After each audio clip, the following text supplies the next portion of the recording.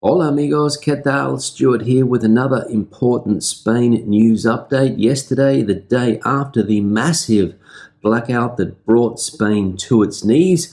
Have we got any updates on what happened yesterday? The government sat down with various electric companies to try to work out what went wrong, but unfortunately, I don't think they have got to the bottom of this problem yet. There's lots of theories out there, and we'll look at some of those today. Let's get straight into the news. And Prime Minister Pedro Sanchez yesterday pressured electric companies after the blackout and promised changes. This must never happen again, he said. The causes of Spain's massive blackout remain uncertain, but renewable energy is under scrutiny. Preliminary findings from Red Electrica suggest that a sudden loss of photovoltaic generation in the southwest may have triggered the collapse. The parent company, Renewable, had previously warned in its 2024 annual report that the rapid integration of renewables could destabilize the grid, as these sources are less robust than conventional ones. However, renewable energy advocates argue that blaming solar power is premature and unfounded. Organizations such as Fundación Renovables claim that the disconnection of 15 gigawatts, including solar and nuclear capacity, in just 5 seconds was a result of system failure, not its cause. They emphasize that solar plants followed the protocols established by Red Electrica and that pointing fingers at renewables is unjustified without thorough investigation. The blackout has reignited debates about grid resilience and the challenges of transitioning to a renewable heavy energy mix. So, Pedro Sanchez, quite clear with his words yesterday, this must never happen again. He's got something right, shouldn't have happened in the first place, and let's hope Spain can get it right, and indeed it doesn't happen again. And what is to blame? Is it renewables, as some people are saying? But of course the renewable advocates, as we saw there, no, according to them. And Mr. Sanchez yesterday, I believe, also put nuclear power in the spotlight, because as we know, nuclear power for the Socialist Party here in Spain is a big no-no, and they want to get rid of that as quickly as possible. So let's see if today we get clearer explanations from not only the government, but also experts in the sector. Second piece of news now, and also about renewable energy's influence on the electricity grid in Spain. As we can read here from newspaper El País, renewable energy is in the spotlight of a blackout whose causes remain unknown. After Spain's historic blackout, Spanish Prime Minister Pedro Sanchez has directly blamed private energy operators and demanded their cooperation to investigate the causes. Following a press conference, Sanchez convened an urgent meeting at La Moncloa Government Palace with Beatriz Corredor, President of Red Electrica, and top executives from Iberdrola, Endesa, EDP, Acciona Energía, and Naturgy. He emphasized the need for full transparency, swift clarification, and improvements to prevent future crises. Key ministers also attended the meeting, highlighting the political significance of the issue. Afterwards, Sanchez publicly thanked the companies for restoring service, but reiterated the urgent need for collaboration with the government and independent organizations to fully investigate the incident. Although the energy companies agreed to cooperate, no definite clause for the blackout has yet been identified. Sanchez stressed that reforms would follow to guarantee energy security and future system competitiveness, insisting that this must never happen again.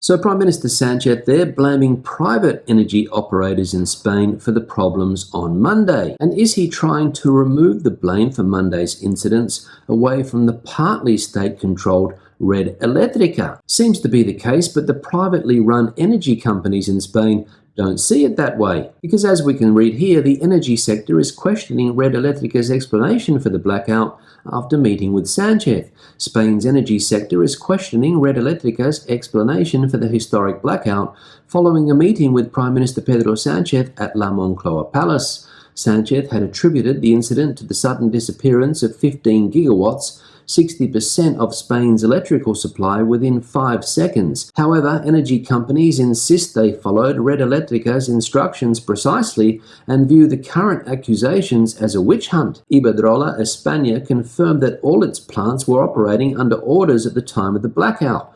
Likewise, the Spanish Photovoltaic Union, UNEF, stressed that solar plants were disconnected by the system, not voluntarily. Industry insiders are skeptical of Red Electrica's account and suggest the incident's cause remains unclear. Investigations are ongoing to determine what triggered the massive outage, but tensions between the government, operators and Red Electrica are already surfacing.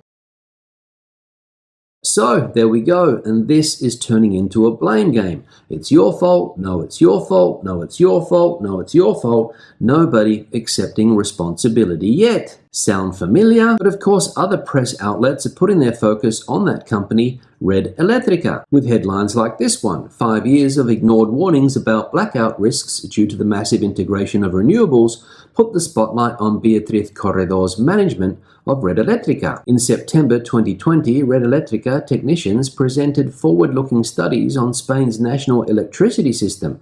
Their conclusion was clear: the massive integration of renewables would impact Spain's grid stability more than other European countries due to limited interconnection. To prevent unacceptable frequency imbalances, the experts proposed a series of essential measures. 5 years later, such imbalances are the very cause Red Electrica points to for Monday's historic blackout. Many of the recommended measures were either not implemented or delayed, while renewable generation has surged. As a result, the national power system has lost inertia, its ability to cushion frequency fluctuations, which typically occur when generation and demand fall out of sync. On Monday, a sudden disconnection of generation, apparently solar, triggered the blackout that left the Iberian Peninsula without power for hours. So there we go, the management of that company, Red Electrica, in the spotlight. And who is the president of that company, Red Electrica? Well, Beatriz Corredor, former minister in a Sanchez government previously, and of course put in that position personally by Pedro Sanchez. In Spain, that's known as an enchufe or plug. Pardon the pun. But of course, 5 years ago, the warning signs were there, but nothing was done. All of the changes proposed by experts were delayed by management at that company. Again, sound familiar? So people in Spain have to start asking the questions: who is running the show? And the final piece of news now, and the tragic side of Monday's blackout, and it is that it has claimed the lives of at least 5 people. Spain's massive blackout has tragically resulted in at least 5 deaths. In Taboadella, Ourense, 3 family members died from carbon monoxide poisoning, likely caused by a generator used to power a medical respirator during the outage. In Alcira, Valencia, a 46-year-old woman died after her oxygen machine, dependent on electricity, stopped working. In Madrid, another woman lost her life in a fire believed to have been sparked by a candle used during the blackout. The civil guard and forensic teams from Galicia are investigating the exact causes, particularly focusing on generator malfunctions. Meanwhile, in Catalonia, firefighters responded to at least 9 emergencies related to poor generator combustion. These tragic incidents highlight the deadly risks associated with prolonged power outages and the use of alternative energy sources without proper ventilation or safety measures.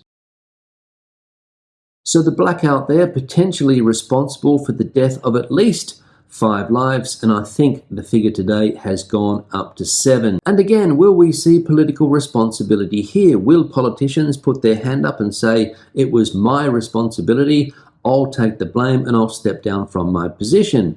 Will the president of that company, Red Electrica, admit some of the faults, put her hand up and step down from her position?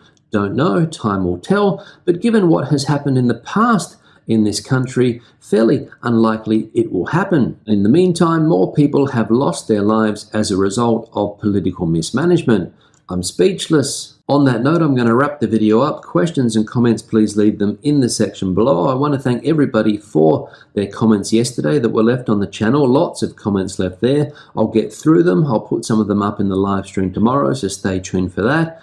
Give the video a thumbs up if you liked it, thumbs down if you didn't. Don't forget to subscribe to the channel, help keep the channel growing, and turn on notifications. It doesn't cost a thing.